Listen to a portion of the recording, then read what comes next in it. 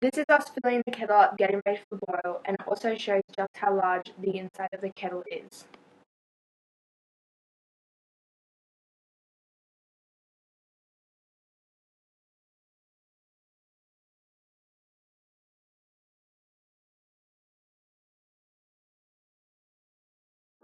It took a couple of minutes for the jug to completely boil as it was completely full, but it didn't take too long considering how much water was inside it.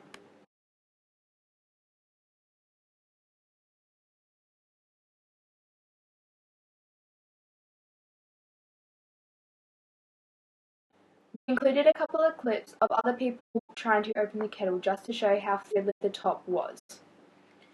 At the end you can then see how it was also awkward to take off the lid as the handle was in the way, and sometimes when going to put the lid back on, it wouldn't go in straight away.